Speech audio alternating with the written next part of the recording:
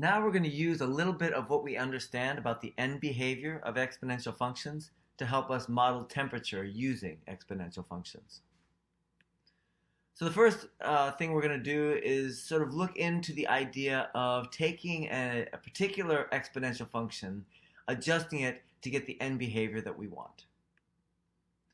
We're going to use this technique to model temperature, and then we're going to use this to solve an application problem. So suppose you have some kind of quantity. The quantity is a function of time t, and as t goes to infinity, the quantity gets close to, say, 10. How can we use an exponential function to model this situation? So basically, this quantity behaves just like an exponential function, except its end behavior at infinity is 10. So let's sort of experiment, see if we can come up with something.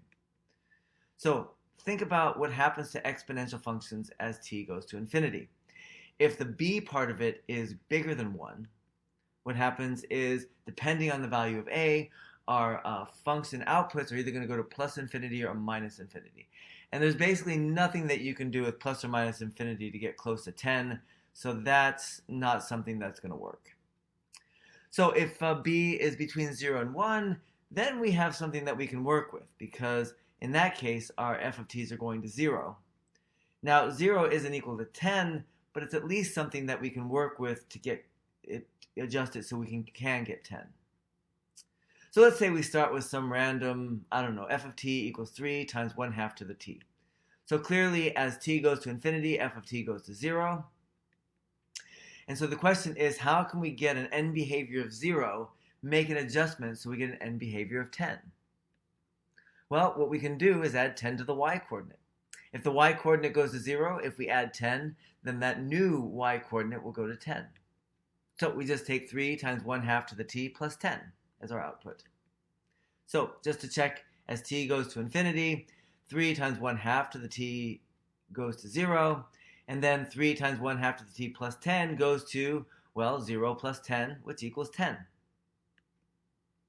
So the basic idea is, and there was nothing special about 10, could have been any number. If you want your function f to have the end behavior f of t goes to some constant c as t goes to infinity, all you have to do is take an exponential function and add c as long as the b in that exponential function is between 0 and 1.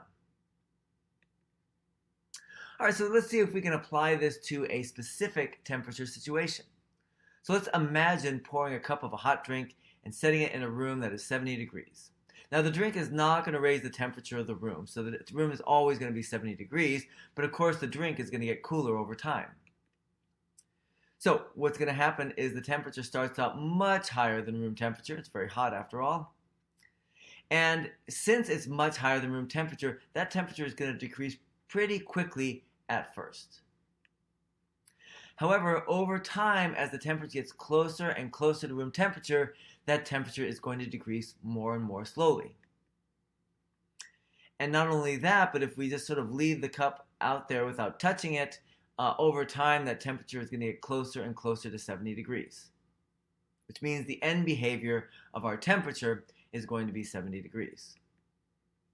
So if we're looking at that as a graph, this is what we're going to get. Notice at time equals 0 on the y-axis, our temperature is way above 70 degrees, which is, it looks like it's 15, 16 degrees above 70 degrees.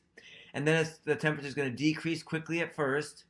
And then notice the graph is going to flatten out, which means the temperature is going to decrease more slowly until eventually it's going to get to 70 degrees. So that's basically what our graph is going to look like. And if we're thinking about that as an exponential with a vertical shift to make the end behavior be 70, that means it looks a lot like f of t equals a times b to the t plus 70, where b is less than 1. And note that in the situation that we have here, the f of t, the temperature, is always above 70, which means that a has to be bigger than 0. Note, if I let a be a negative number, then what we'd have is 70 plus a negative number, which would be less than 70. But if we let a be a positive number, then we have 70 plus a times b to the t, which is a positive number, which is above 70. So we need a to be greater than 0. A is greater than 0, b is between 0 and 1. Then the other, of course, question you might have is, what if you take something out of the freezer? Well, the analysis is going to be very similar. The temperature is going to start out much lower than the room temperature this time. At first, the temperature is going to increase quickly, right? Because it's going to increase quickly to get closer to room temperature. As it gets closer to room temperature, it's still going to be increasing, the temperature is, but more slowly. And your end behavior is still going to be 70 degrees because that's the temperature of the room. So as t goes to infinity, the temperature goes to 70. Now you have the exact same type of temperature model. F of t equals a times b to the t plus 70. B is between 0 and 1. There is a slight difference, though, since we started out much lower than room temperature.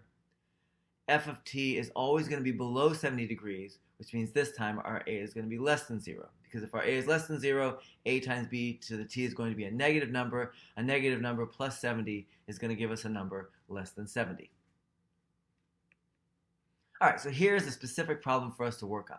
So let's say let's do the hot beverage problem. We bring a hot beverage into a 70-degree room. Initially, the drink is 150 degrees. That's right when you bring it into the room.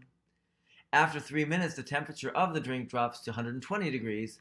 And then the question is, what do we predict the temperature is going to be after 10 minutes? All right, so here is what our temperature looks like at all points in time. F of t equals a times b to the t plus 70. We need to find a and b, and then we can plug in time equals 10 to figure out what's happening at 10 minutes. All right, so first of all, note that f of 0 is equal to 150. What does that mean in terms of our function? Well, on the one hand, f of 0 is 150. On the other hand, if we plug in t equals 0, we get a times b to the 0 plus 70. And since those two quantities have to be the same, that means a times b to the 0 plus 70 equals 150. Now this one's easy to actually solve for a because b to the 0, regardless of the value of b, is going to be 1. Any number to the 0 is equal to 1. If we use that information and solve for a, we get a equals 80. And if we plug that in, that gives us f of t equals 80 times b to the t plus 70. And now we can use our second time that we know the temperature, f of 3. At 3 minutes, f of 3 equals 20. So on the one hand, f of 3 equals 20. On the other hand, f of 3 is equal to whatever we get when we plug in t equals 3 into our formula, which is a times b to the 3 plus 70. So we set those two quantities equal, b to 80 times b to the 3 plus 70 equals 120, and we solve for b cubed. We subtract 70 from both sides to get 80 times b cubed equals 50, divide both sides by 80, simplify that a little bit, and then we can take the cube root of that to get b equals the cube root of 0.625. So now we have our a, we have our b. That means our f of t is equal 80 times the cube root of 0.625, all to the t power, plus 70. And if we want to find f of 10, which remember that's the point of the problem, we want to find the temperature at 10 minutes, f of 10 is equal to, well, whatever that formula is when we plug in time equals 10. We can actually compute that either using a calculator, using Desmos, using Wolfram Alpha, and that gives us approximately 86.7 degrees. All right, so now I think you're ready to work on some temperature problems yourself. The name of the file with the activities is Modeling Temperature with Exponential Functions.